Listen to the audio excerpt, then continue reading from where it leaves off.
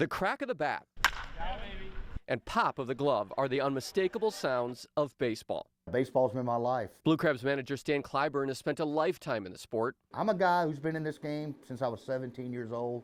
Like I said, closing in, close to 50 years.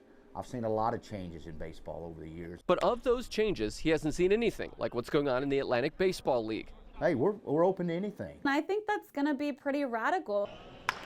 In a sport of purists, where history is just as important as the present, the game is going to see some major changes. I don't even know what to expect. I'm definitely up for it and trying it and finding the way. The Atlantic League is teaming with Major League Baseball as a kind of guinea pig, a test tube for new rules MLB is considering. They're pretty serious about it. They're putting a lot of resources into this. They're putting a lot of time into this. Some of the changes you might not notice. They're cutting down on time between innings, but they're also banning mound visits. The mound visit is a big thing. That means Clyburn can't come to the mound unless his pitcher is getting the hook. So I can't go out as a manager to calm my guy down, or I can't send the pitching coach out to calm my man down. And once he does pull the pitcher, the new pitcher has to face at least 3 batters. It's kind of taken out the lefty on lefty situation, or the situational righty faces a righty. It's kind of taken that out of the equation. The rules are meant to keep the pace of the game moving.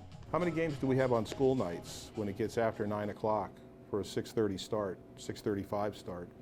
Mom and Dad aren't here. The kids don't get to see closure to the game. You'll also notice a white dash behind second base. The league has banned the controversial shift when teams load up players on one side of the field.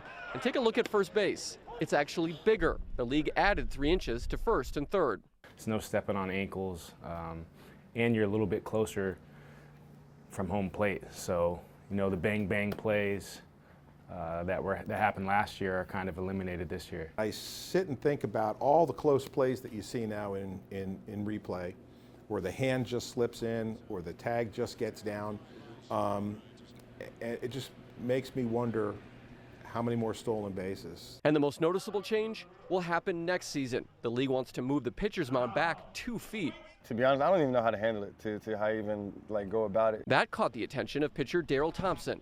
I feel like I'm getting old now. My fastball barely makes it to the plate now, so they move it back 2 feet, it might not even make it there at all. But all kidding aside, it's going to be a major adjustment for pitchers who have made a career painting the corners of the plate. In an era of baseball, when more and more batters either strike out or hit home runs, the changes are aimed at seeing more action. They obviously want to see more balls in play. They want more action.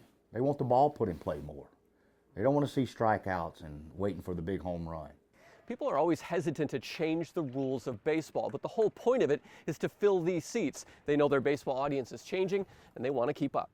I think that fan is younger and very much in tune to their cell phone and what's happening, virtually, that fan wants a shorter game. Maybe someone who's passionate about the game like me can appreciate a real good pitching matchup like Daryl was last night. I think a good 8-7 game, most fans appreciate more.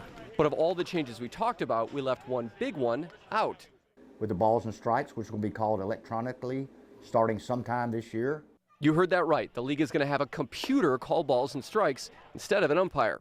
That's what's going to be interesting. As you can imagine, it's the most controversial of the changes. In fact, we were told the league won't talk about it, and the team balked too. Coach Clyburn let slip a little information while we were there, including one of the big concerns. A ball could literally hit in front of home plate, at say 58 feet, bounce up and go across the strike zone and be called a strike. That could actually happen. Yeah.